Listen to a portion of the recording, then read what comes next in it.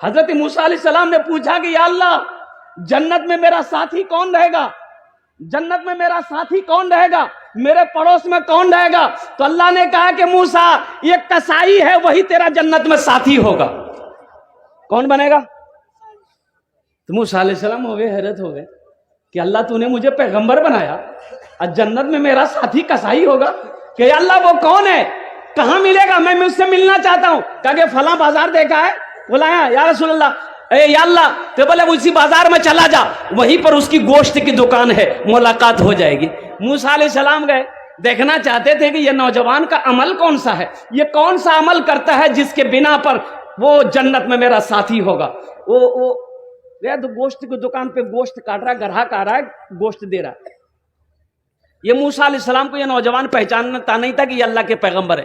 موسیٰ علیہ السلام دور بیٹھے دیکھ رہے ہیں کہ گراہک آ رہا ہے، گوشت کاٹ رہا ہے، وزن کر کے دے رہا ہے، اور قربان جاؤ گوشت کو وزن کر رہا ہے، وہ بیچتا چلا جا رہا ہے۔ موسیٰ علیہ السلام دیکھنا چاہتے ہیں کہ یہ نوجوان کون سا عمل کرتا ہے، کیا تہجد پڑھتا ہے، کتنا عبادت گزار ہے، کیا ہے یہ میں جنت میں میرا ساتھی ہے۔ کئی گھنٹہ بیٹھے رہے، آپ نے کوئی عمل نہیں دیکھا، صرف گوشت بیچتے ہوئے دیکھا، صرف گوشت بیچتے ہوئے دیکھا۔ اچھا جب شام ہوئی تو گوشت کا دکان یہ نوجوان بند کیا، اب کچھ نرم گوشت کو جو کاٹ کے انہوں نے اپنا جھولا میں ڈالا، دکان سمیٹا، جھولا اٹھایا، گھر کی طرف چلنے لگا۔ تو موسیٰ علیہ السلام نے کہا کہ نوجوان ذرا ٹھہر۔ بولا کہیے۔ بولا کیا تو چاہتا ہے کہ میں تیرا مہمان بن جاؤں؟ تو چاہتا ہے؟ تو نوجوان نے کہا کہ خوش نصیبی ہماری ہے، اگر آپ میرے گھر چلنا چاہیں آپ میرے مہمان بن جائیے۔ پہچانتا نہیں تھا کہ اللہ کے پیغمبر۔ بولا شوق سے آپ میرے گھر چل سکتے ہیں۔ بولا چل۔ آگے نوجوان ہے، پیچھے اللہ کے پیغمبر حضرت موسیٰ علیہ السلام ہے۔ جب گھر پر یہ نوجوان پہنچا، موسیٰ علیہ السلام کو بٹھایا، دیکھتا ہے کہ اس کونے میں ایک چارپائی پڑی ہے، وہاں پر ایک ضعیفہ عورت، کمزور سی نحیف سی عورت، بڑھیا جو ہے وہ پڑی ہوئی۔ یہ نوجوان قریب گیا اور ماں سے اشارے میں کچھ بات کیا، بڑھیا سے، ضعیفہ سے، اور اٹھایا، پانی کے چند گھونٹ پلایا، پھر ماں کو سلا دیا۔ وہ نوجوان آیا، برتن دھویا، ہانڈی چڑھایا چولہے پہ اور گوشت پکایا۔ گوشت پکانے کے بعد آٹا گوندا، روٹی پکائی، اور روٹی پکانے کے بعد ایک پیالہ لیا، شوربہ ڈالا گوشت کا، اور وہ ایک روٹی توڑ کر کے اس میں اچھا سے ملایا، ملائم کیا، ایک دم صاف لکوڈ کر دیا۔ موسیٰ علیہ السلام دیکھتے جا رہے ہیں، اللہ کے پیغمبر دیکھتے جا رہے ہیں، قربان جائیے لکوڈ ہو گیا۔ یہ نوجوان چارپائی کے قریب گیا، چارپائی کے کونے میں بیٹھا، اپنی ماں کو اٹھایا، ہاتھوں میں سینے سے لگایا، یوں سینے سے لگایا، اور ماں کے پیالے میں پانی لے کر پہلے چہرہ دھویا اور اپنا گمچھا سے ماں کے چہرے کو پوچھا، پھر روٹی کا لقمہ اٹھا کر ماں کے منہ میں ڈالا۔ وہ ماں کھاتی جا رہی ہے، کچھ بول رہی ہے، اتنی طاقت تو نہیں، آواز تو نہیں ہے وہ دور والے سمجھ پائیں۔ تو موسیٰ علیہ السلام نے کان لگایا کہ یہ بول کیا رہی ہے۔ تو نوجوان سے پوچھا کہ تیری ماں کچھ بول رہی ہے؟ تو نوجوان بولا کہ میں کیا بتاؤں، میری ماں ایسی دعا مانگ رہی ہے کہ میں بتا نہیں سکتا۔ میں اپنی ماں کی خدمت کرتا ہوں تو میری ماں یہی دعا کرتی ہے ہمیشہ کہ یا اللہ میں اپنے بیٹے سے راضی ہوں، تو اسے جنت میں موسیٰ کا ساتھی بنا دے، موسیٰ کا ساتھی بنا دینا۔ تو بتائیے کہاں ہم گنہگار ہیں، اب موسیٰ علیہ السلام اللہ کے پیغمبر ہیں، بھلا ساتھی بن سکتے ہیں؟ موسیٰ علیہ السلام نے اس کے پیٹھ پہ ہاتھ کو رکھا اور کہا کہ بیٹا جانتے ہو تم خوش نصیب ہو، اللہ نے وہ مقام عطا فرمایا، موسیٰ تیرے سامنے کھڑا ہے۔ ماں کی دعا رد نہیں ہوتی، باپ کی دعا رد نہیں ہوتی۔ اللہ توفیق دے۔ اللہ کے نبی جناب محمد رسول اللہ صلی اللہ علیہ وسلم اپنے ماں کے شکم میں تھے، باپ کا انتقال ہو گیا، جب 7 سال کی عمر ہوئی ماں کے ساتھ مدینہ گئے تھے، اب مدینہ سے پھر مکہ لوٹ رہے تھے، راستے میں ایک جگہ ہے، ایک جگہ جس کا نام ہے مقام ابوا، وہیں پر ماں کی طبیعت خراب ہو گئی، حضرت آمنہ کی طبیعت خراب ہو گئی۔ ان کے ساتھ میں ایک دائی تھی، ایک خدمت گزار والی تھی، حضرت ام ایمن رضی اللہ تعالیٰ عنہ تھی۔ اتنا تیز بخار آیا حضرت آمنہ کو، اتنا تیز بخار آیا کہ وہ بخار اترتا تھا، چڑھتا تھا، اترتا تھا، یہاں تک کہ کبھی کبھی حضرت آمنہ بے ہوش ہو گئی اور اسی بے ہوشی کی حالت میں انتقال کر گئی۔ اللہ کے رسول صلی اللہ علیہ وسلم کی عمر 7 سال تھی۔ بھائی کتنی عمر تھی؟ 7 سال کی عمر میں ماں چلی گئی۔ تو اللہ کے رسول نے ایک موقع پر ارشاد فرمایا، کاش میری ماں آمنہ زندہ ہوتی، میں عشاء کی نماز پڑھ رہا ہوتا، سورہ فاتحہ تلاوت کر رہا ہوتا، میری ماں آمنہ آواز دیتی بیٹا محمد، تو میں نماز توڑ کر ماں کی بارگاہ میں حاضر ہو جاتا، میں نماز توڑ کر ماں کی بارگاہ میں حاضر ہو جاتا۔ پیتے پیتے دودھ کبھی چل میں جب چھپ جاتے تھے، خود ٹھنڈک میں ماں سوتی، گودی میں ہم سو جاتے تھے، گودی میں ہم سو جاتے تھے۔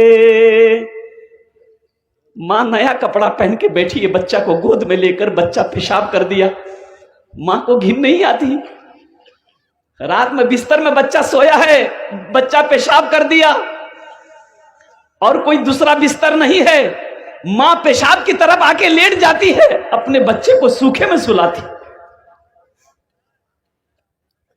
ماں باپ کا مقام تو دیکھو کیا ہے۔ اور ایک بات یاد رکھنا، جو اولاد اپنے ماں باپ کے ساتھ جیسا کرے گی اس کی بھی اولاد ویسا ہی کرے گی۔ ایک بیٹا باپ کے کلے کالر کو پکڑا، کھینچ کے گھر سے نکالا باہر، کھینچ کے لے کے جا رہا تھا، تو ایک جگہ پہ جا کے باپ رک گیا، بولا بیٹا بس کر، بس کر، اس سے آگے مجھے مت لے جا، یہیں تک میں نے بھی اپنے باپ کو کالر پکڑ کے کھینچ کے لایا تھا، یہیں تک میں نے بھی اپنے باپ کو کالر پکڑ کے کھینچ کے لایا تھا، اس کا بدلہ تم نے وصول کر لیا ہے۔ اس لیے نوجوانوں، میرے بچوں، ایک بات یاد رکھنا، آج تم جیسے اپنے ماں باپ کے ساتھ کرو گے، قسم خدا کی تمہاری اولاد بھی کل ہو کر ویسا ہی تمہارے ساتھ کرے گی۔ یہ بدلہ ہے، یہ بدلہ ہے، یہ بدلہ ہے۔ جیسی کرنی ویسی بھرنی۔ تو انشاءاللہ اپنے ماں باپ کے ساتھ اچھا سلوک کریں گے میرے بھائی کریں گے انشاءاللہ۔ کتنے لوگ کرو گے؟ پیتے پیتے دودھ کبھی چل میں جب چھپ جاتے تھے، خود ٹھنڈک میں ماں سوتی، خود ٹھنڈک میں ماں سوتی، سوکھے میں ہم سو جاتے تھے، گودی میں ہم سو جاتے تھے۔ ماں بولی من بھاون میرا بیٹا روپ سمان ہے، جو ماں کی ممتا نہ سمجھے وہ کتنا نادان ہے، وہ کتنا نادان ہے جن کے سر پہ ماں کی ممتا، جگ میں بڑا انسان ہے، جگ میں بڑا انسان ہے۔ اب تو دیکھو کیا ہے۔ اور ایک بات یاد رکھنا، جو اولاد اپنے ماں باپ کے ساتھ جیسا کرے گی اس کی بھی اولاد ویسا ہی کرے گی۔ بھائی کریں گے انشاءاللہ۔ کتنے لوگ کرو گے؟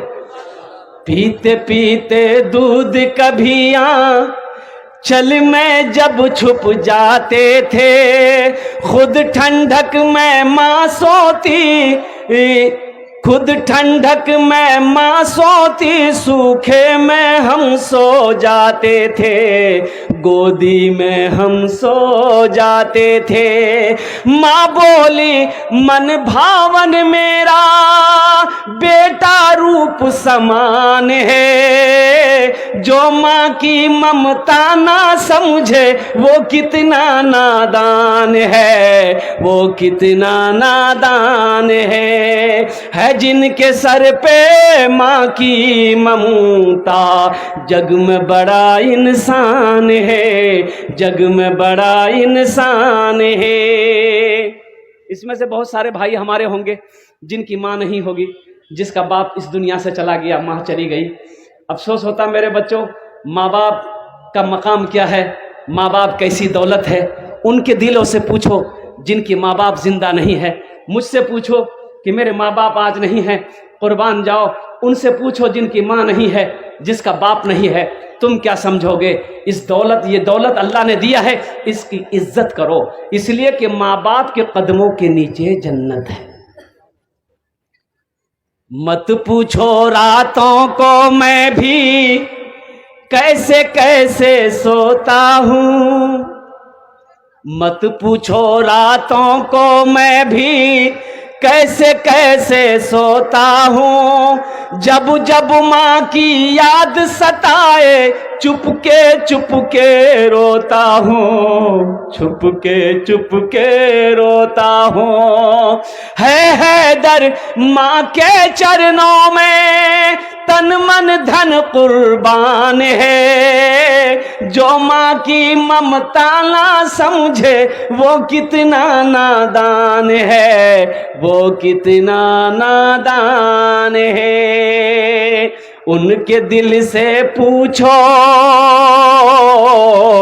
میرے دل سے پوچھو، ان کے دل سے پوچھو جا کر جس کی ماں مر جاتی ہے، دل کا آنگن من کی دنیا سب سونا کر جاتی ہے، سب سونا کر جاتی ہے۔ ماں ہی گھر کی رونق ہے اور ماں ہی گھر کی زینت ہے، ماں ایسی ہنستی ہے جس کے قدم کے نیچے جنت ہے، قدم کے نیچے جنت ہے۔ انشاءاللہ ماں باپ کے نام پر ایک عمل ہے، انشاءاللہ یہ عمل اگر آپ کریں گے تو جب تک یہ مدرسہ اس دھرتی پر چمکتا رہے گا، قائم رہے گا، اللہ ماں باپ کے قبر پہ قیامت تک ثواب عطا فرماتا رہے گا۔ ماشاءاللہ اے نوجوانوں، ماں باپ کی روحیں قبروں میں خوش رہے گی، اللہ تیری زندگی میں خوشی عطا فرما دے گا۔